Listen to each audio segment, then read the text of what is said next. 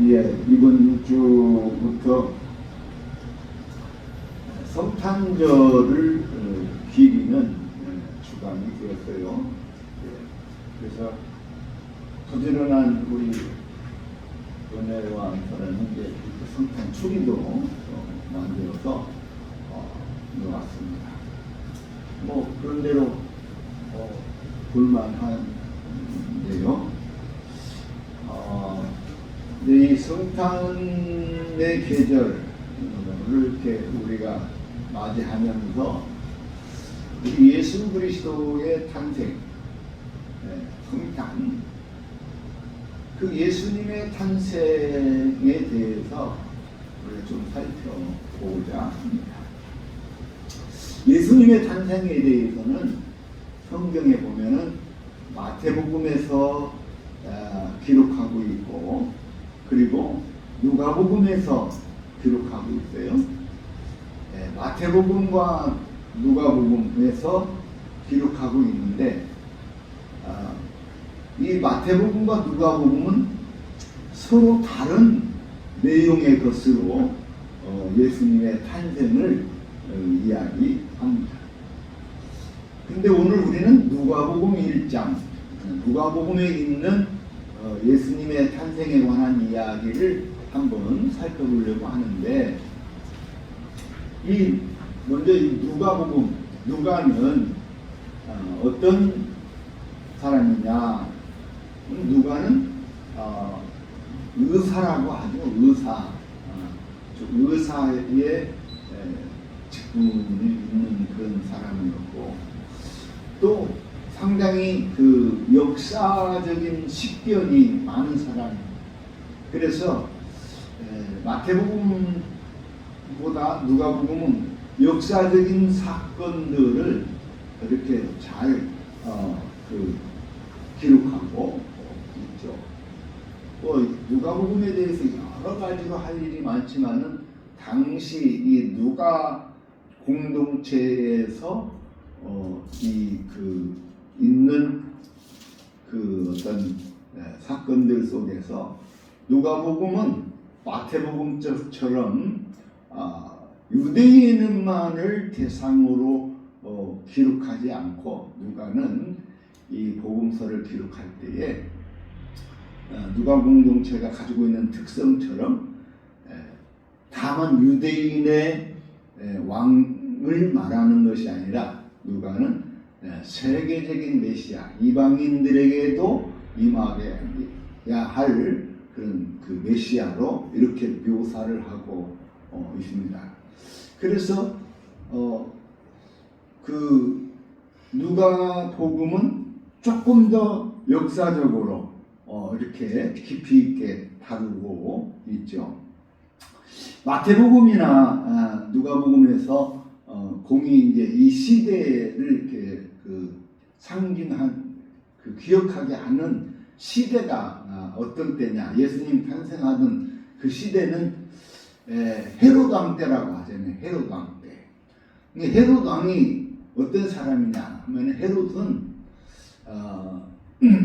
로마 제국이, 로마가 세계를 제패하던 그 로마 제국이 이제 유대 이스라엘을 통치하고 다스리는데, 이 왕을 이렇게 대리 통치자로 세웠습니다.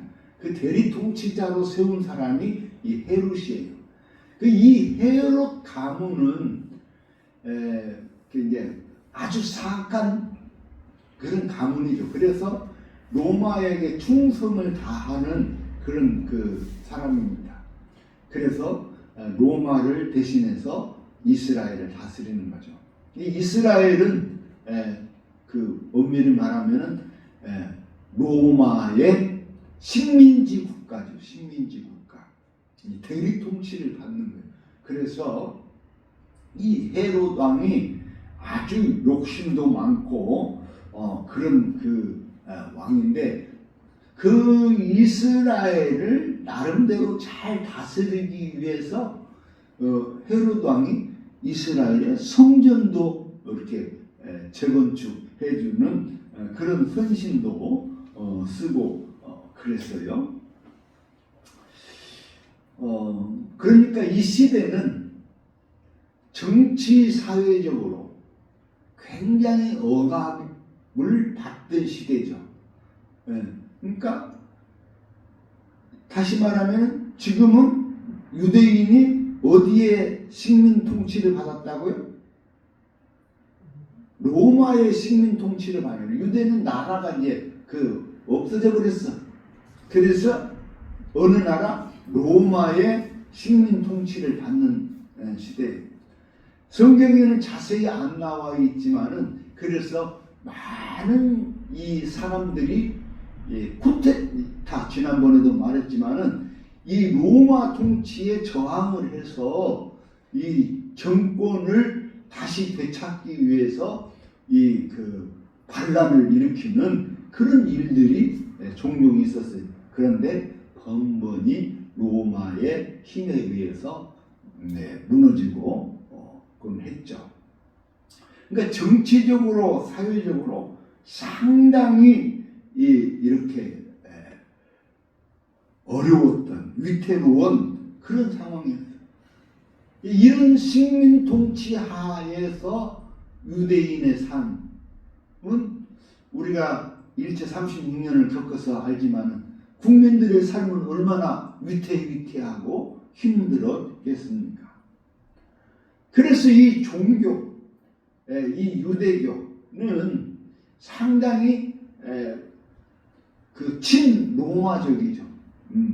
친로마적인 유대교적 정책을 펴고 그런 어떤 신앙생활, 그래서 정치 사회에 관여하지 않는 그런 아주 뭐랄까 어두운 종교적으로도 어두운 그런 시대예요.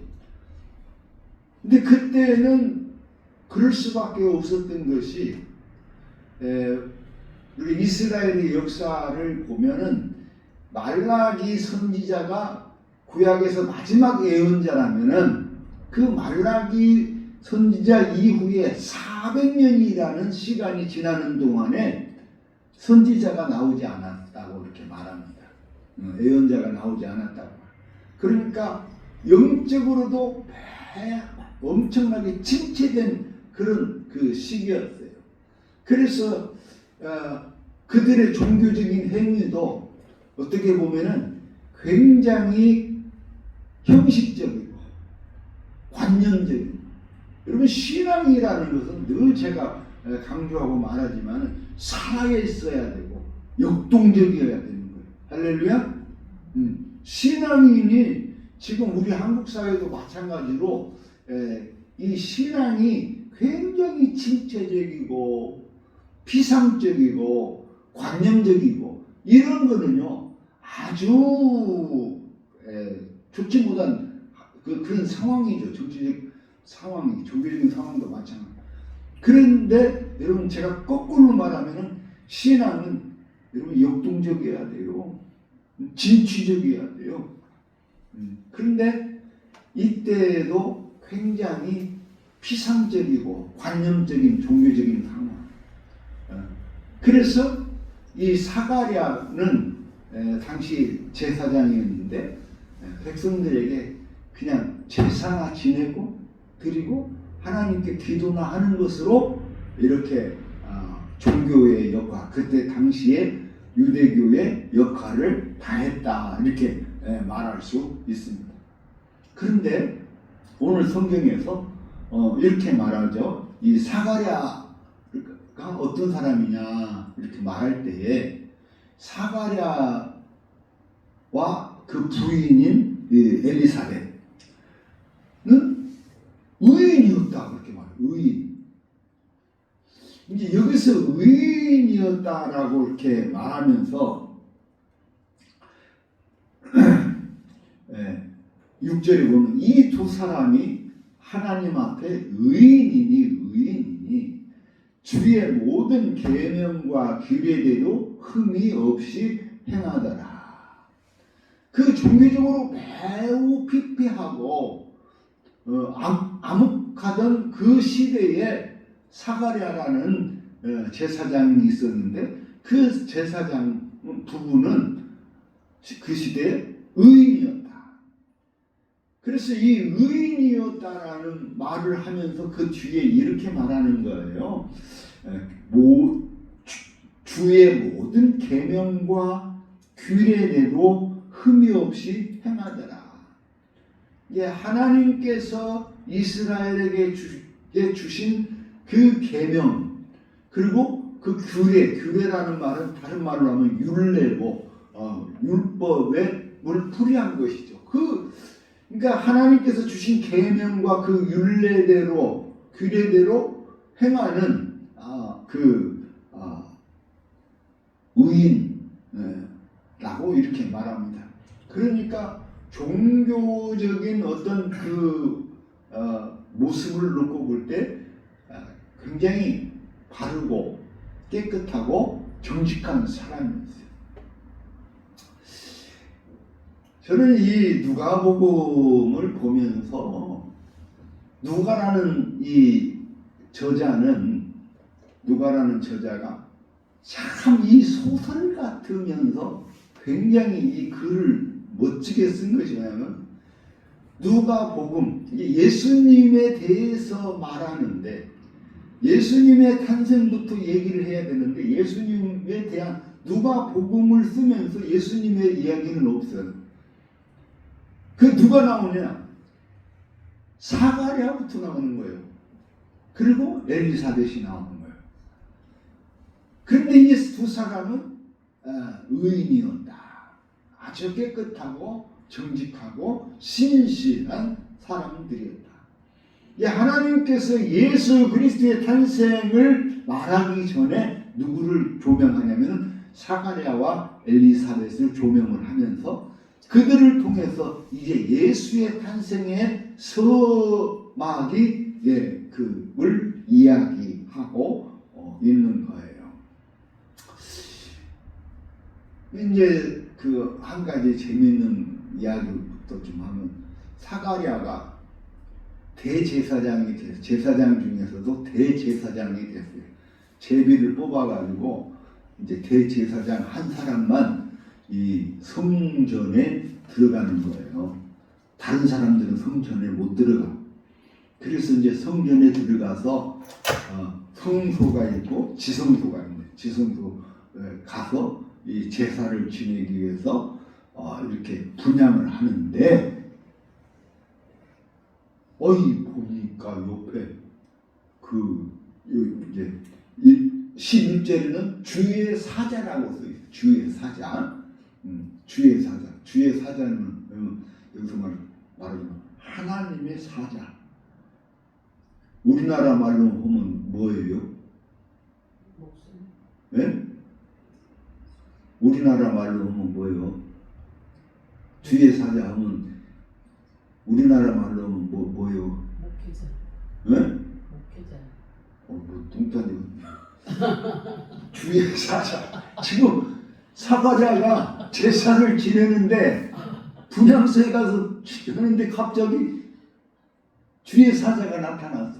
이제 이 뒤에서는 13절에서 뭐라고 하냐면 이것을 천사라고 말해. 근데 주의 사자가 나타났다는 말은 우리나라 식으로 말하면 저승사자 같은 거예요.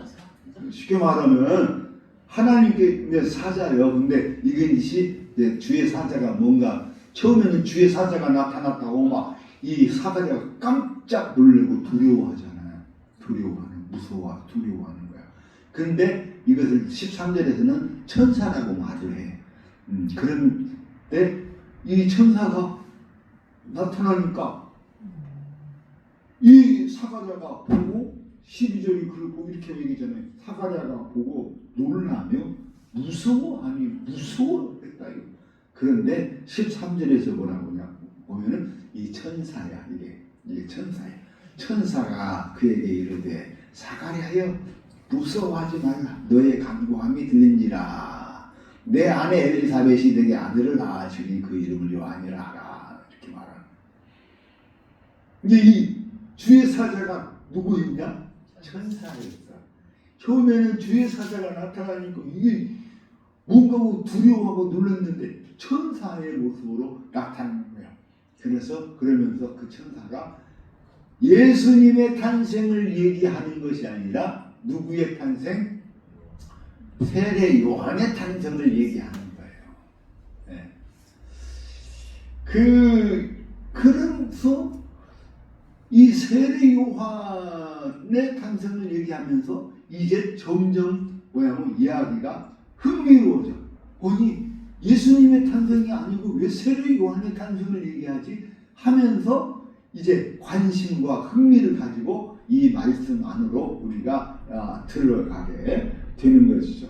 그런데 이 세례 요한이 탄생하게 될 텐데 너희는 이제 엘리사벳 아니 사가랴야 너의 기도, 네 아내의 기도를 하늘이 듣고 내 기도에 응답해서 이제 너는 아들을 낳을 것이다. 근데 아들을 낳는데 누구를 낳아? 세례 요한을 낳을 거야. 요한이라고 하나. 그 요한은 어떤 사람이냐? 너희 가정이 기뻐할 것이야. 너희 집안이 기뻐할 아들이고 그럴 수밖에 없죠. 엘리사벳과 지금 사가랴는 나이가 90이 넘었어. 엄청난 늙은 사람들이에요. 그런데 이 아들을 낳는다 하니까 사가랴가 깜짝 놀랐어요. 그러면서 이 요한은 너희 가정에 너도 기뻐하고 즐거워할 것이요.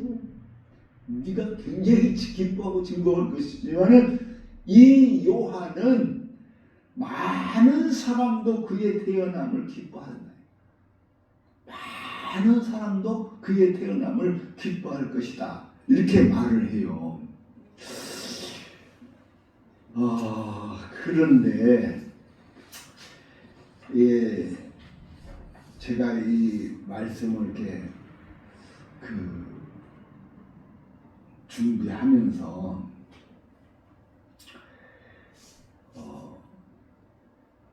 요한이 어떤 사람이기에 그 집안이 기뻐하고 많은 사람이 기뻐할 것이다 이렇게 말을 했는데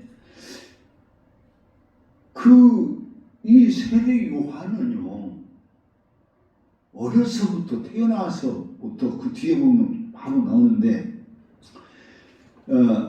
이는 그가 주 앞에서 큰 자가 되고 주 앞에서 큰 자가 되며 포도주나 독주를 마시지 아니하며 모태로부터 성령의 충만함을 받아서 이스라엘 자손을 주 곧 그들의 하나님께로 많이 돌아오게 할 것이다 하면서 이 세례 요한이 이제 광야에서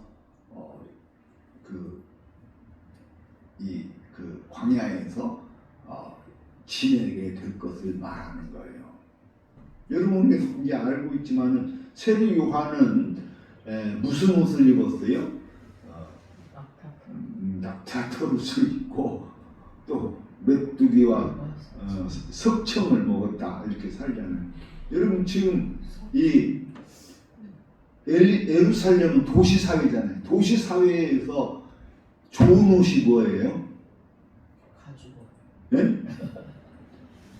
도시 사회에서 좋은 옷은 요즘 보자면 비단 옷이나 또는 좋은 옷들 많이 입잖아요. 가볍고 좋은 옷들. 근데 낙타털 옷은 뭐예요? 그냥 토박한 옷이에요. 그냥 옛날 가공 기술이 그렇게 뛰어나지도 않은 상황 속에서 낙타털 옷을 입고 그리고 사람들에게 있어서 즐거운 음식이 뭐예요? 포도주를 먹는 것이고 맛있는 음식을 먹는 것인데 이 세례 요한은 포도주도 안 먹고 맛있는 빵도 안 먹고 뭐 먹어요? 메뚜기와 석청을 먹고 자랄 것이다.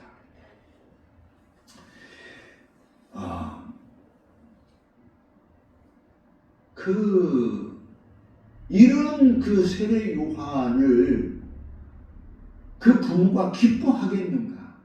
여러분 세례 요한이 주 앞에 큰 자가 되고 된다 했는데 그 세례 요한이 광야에서 예루살렘 성에서 큰 자가 되는 것이 아니라 광야에서 이렇게 낙타 터릇이나 있고 수염은 더부를 뭐 길고 메뚜기나 먹고 그 석천 벌꿀이나 먹고 이러고 산다면은 이게 부모님에게 기쁨이 되겠어요, 안 되겠어요? 우리 성집사님, 엄마 입장에서 생각해봐요. 속상하지, 엄마 입장에서. 성집사님 아들이 지금 서울 갖고 열심히 잘 살고 있잖아요. 근데 아들이 아이 나 서울 안 살아. 나 저기 장수 산속에 들어가서 살래. 장수 산속에 들어가서 그 낙타 털옷 입고 그리고 거기서 메뚜기나 먹고 그러고 한다고는 우리 성집사님 기분이 좋냐 이거요. 예? 안 좋죠. 안 좋지. 부모가 어떻게 그런 아들이 예루살렘 성에서 말이야 도성에서 돈 많이 벌어갖고 좋은 옷 입고 맛있는 음식 먹고 호의호식 하고 이렇게 그 떵떵거리고 살아야지 부모가 기분이 좋지. 근데 성경에서는 뭐라고 그랬다고요? 이 요한은 너에게 그러니까 사가랴에게 큰 기쁨이 되겠다 이거예요. 그리고 뭐 이 사람 너만 아니라 많은 사람에게 기쁨이 될 것이다 이거예요. 그러면서 하는 말이 이 요한은 어디에서 살아? 광야에서. 여러분 그러면은 이게 무슨 기쁨이 되겠는가? 이게 무슨 기쁨이 되겠는가? 근데 이것을 여러분 우리는 이제 좀 큰 눈으로 좀 바라봐야 합니다. 예수님께서 탄생할 때에도 마리아가 이제 성령에 감동되어서 찬양을 합니다. 여기 그 1장 46절부터 보면은 마리아의 찬가가 나와요. 있어요, 없어요? 1장 46절. 예. 마리아의 찬가가 나와요. 마리아가 이르되 내 영혼이 주를 찬양하며 마리아의 찬양이에요. 이게 내 마음이 하나님 내 구주를 기뻐하였으면 이게 뭐냐면 마리아가 이 아들 예수를 배에다 베고 잉태하고 배에 베고 그 아기 낳기 전에 하나님을 찬양하는 거예요. 하나님 나에게 아들을 주어서 감사합니다라고 이렇게 찬양하는 거예요. 여러분 그 아들을 갖고 우리 성집사님 아들을 갖고 하나님께 찬양을 했어요? 감사했어요? 그때는 미술사가 별로 안 지금 아니 대체적으로 아이를 가지면은 엄마가 누구에게 말을 안 했어도 나 혼자라 마음으로 하나님 감사합니다라고 이렇게 감사하는 찬양을 했냐 이거예요. 그런데 이 마리아의 찬양을 보면 이렇게 말해요. 하나님을 기뻐하였으면 그의 여종의 비천함을 돌보셨습니다. 여종이 그 비천하게 살아가는 것을 돌보시고 이제 후르는 만세의 날을 복이 있다 일거리리까 능하신 이가 큰 일을 내게 행하셨으니 그 이름이 거룩하시며 긍휼하심이 두려워하는 자에게 대대로 이르는도다. 그의 팔로 힘을 보이사 누구의 팔? 이 내가 뱃속에 안고 있는 이 아이가 자라서 큰 힘을 보여서 마음의 생각이 교만한 자들을 흩으셨고, 그러니까 마음의 생각이 교만한 사람, 어떤 사람이 마음의 생각이 교만해요? 강은혜, 어떤 사람이 마음의 생각이 교만한 사람이 어떤 사람이요? 네? 뭐라고? 권세가 있는 자요? 그렇지.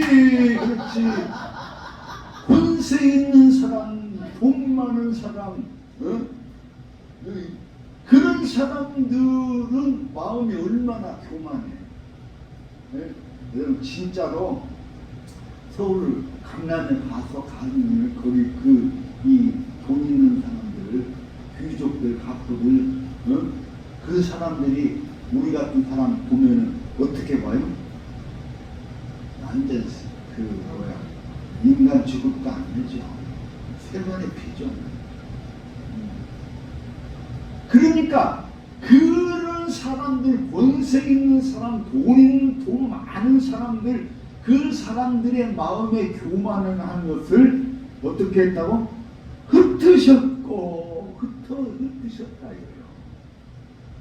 그리고 권세 있는 자를 그 위에서 내리치셨으며 그 권세가 있는 사람들을 그 자리에서 내리쳤다는 거예요. 그러면 내리쳐서 어떻게 내쫓았다는 거예요. 왜? 그것들은 마음이 교만해가지고 사람은 사람으로 보지도 않고 어려운 사람을 도와주지도 않고 그러니까 그 사람들을 그 위에서 내리쳤다 이거예요. 그러면서 그 다음에 한번 읽어봐요. 그 다음에 시작.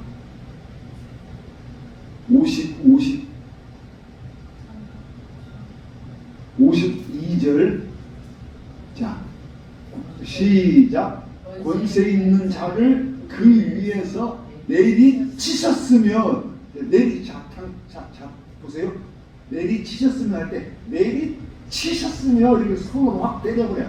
내리치셨으면 그 다음에 시작. 비천한 자를 높이셨고. 할렐루야. 비천한 자를 높여주셨다는 거야.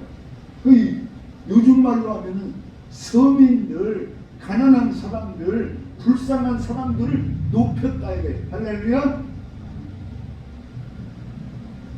우리 주님은 이제 하나님께서 나에게 복을 주셔서 귀한 아들을 얻게 하셨는데 이 아들이 장차 이 세상에 태어나면은 이렇게 하나님의 큰 힘을 드러낼 것이다라고 마리아가 하나님께 찬양을 합니다. 또 우리 성기사님, 그러면은 이 아들의 이런 것이 좋아요, 안 좋아요? 솔직히 말해요. 좋아요, 안 좋아요? 안 좋죠? 안 좋지. 그냥 조심해야 돼. 몸성이 잘 살아야지. 무언다고 서울까지 가고 권세 있는 사람, 돈 있는 사람들, 그 사람들을 내어쫓고 그 사람들하고 싸우냐 이놈아. 응? 그냥 가만히 쥐죽은 듯이 있으면서 돈이나 많이 벌어야지. 그게 부모들 마음 아니에요?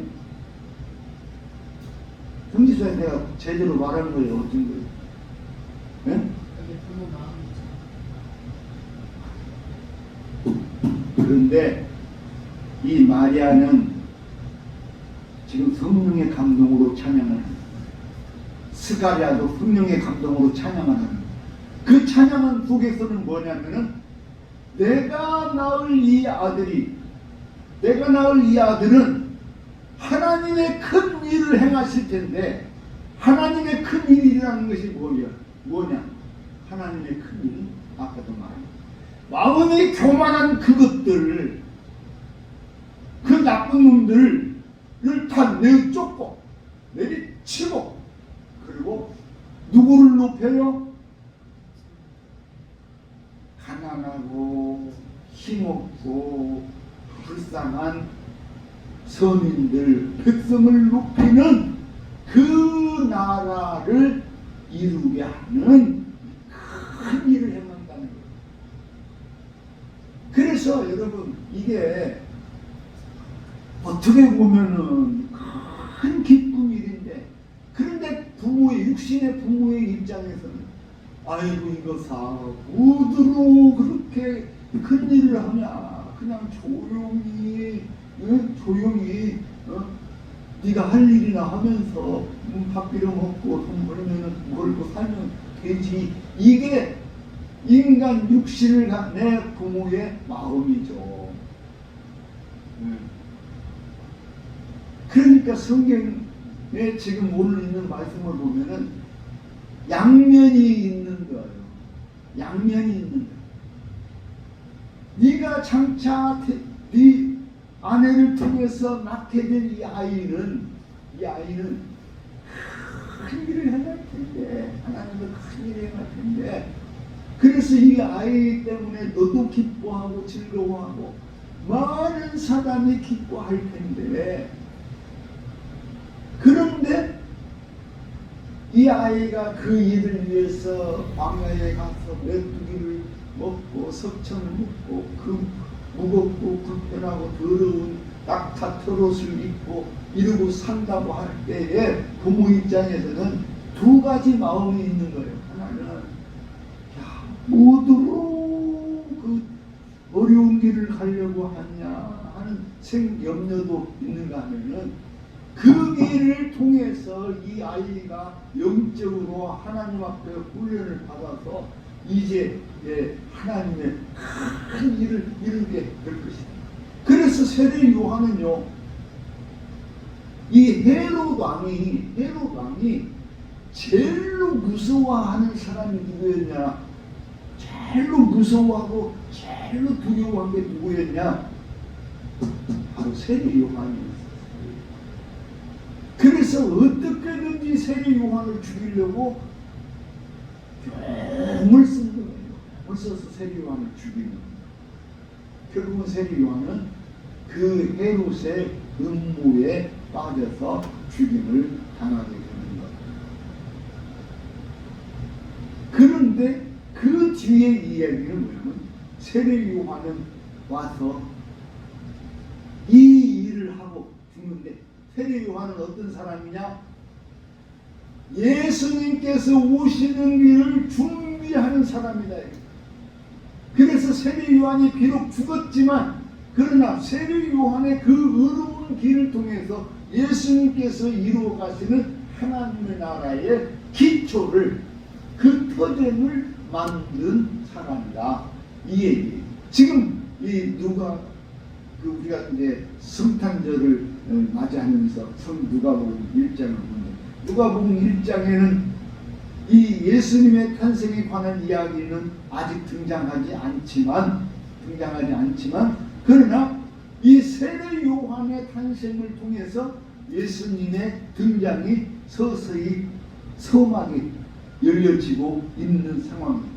그런데 세례 요한이 어떤 사람이냐? 아까도 말씀드렸지만 큰 사람이 태어날 텐데, 그래서 세례 요한을 통해서 너도 그러고 니네 가정이 기뻐할 것이고 즐거워할 것이고, 그 세례 요한을 통해서 온 많은 사람들이 기뻐하고 즐거워할 것이다.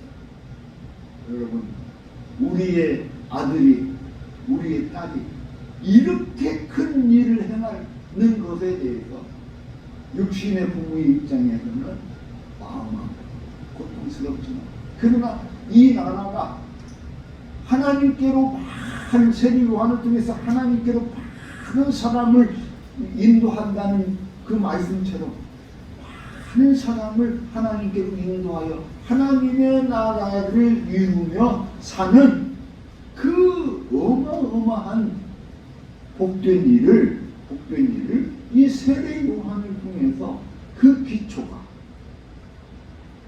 다듬어지고 세워지게 된다는 것이죠. 오늘 우리는 성탄절을 바라봅니다. 그러나 우리가 성탄절을 바라보면서 무한 영광스러운 그 날만을 생각을 해요. 그런데 성탄절이 우리에게 그냥 오는 것이 아니에요. 그래야 안 그래요? 성탄절이 우리에게 그냥 오는 것이에요. 성탄절은 우리 주님께서 이 세상에 오셔서 그 말구유에 탄생하셔서 오셔서 그 험난한 길을 가시다가 결국 십자가에 못 박혀 죽으심으로 성탄의 기쁨이 완성되는 것처럼 오늘 우리는 하나님의 큰 그림으로 이 성탄을 바라보실 수 있기를 주의 이름으로 축원합니다. 그래서 성탄절은 강남에 돈 많고 빽 많고 권력 있는 사람들에 의해의 기쁨이 되는 것이 아니라 이 성탄절은 이 땅에 사는 그야말로 우리 집사님들 그리고 저처럼 힘없고 빽도 없고 돈도 없고 그러나 하나님께서 이루는 그 나라를 이루어가는 그런 축복된 절기가 될 수 있도록 우리 모두 함께 하실 수 있기를 바랍니다. 그래서 그 하나님을 향한 찬양이 마리아의 찬송, 사가랴의 찬송이 하늘나라로 이루는 그런 찬송이 되었던 것처럼 오늘 우리는 또 이런 찬양을 우리가 부르면서 하나님께 영광을 돌리실 수 있기를 바랍니다. 기도합시다. 주님 감사합니다. 성탄의 계절을 바라봅니다. 우리 아기 예수님께서 로마의 식민지 하에 유대사회에 태어나 온갖 고초와 어려움 속에서 살았습니다. 그러나 하나님께서 보내신 그 뜻을 저버리지 아니하시고 끝내 아버지의 나라를 이루어 가신 것처럼 오늘 우리도 그 아기 예수님께서 걸어가신 탄생하신 그날을 기리며 아버지께 영광 돌리며 그 뜻대로 사는 자가 되게 하여 주시옵소서. 예수님 이름으로 기도합나이다. 아멘.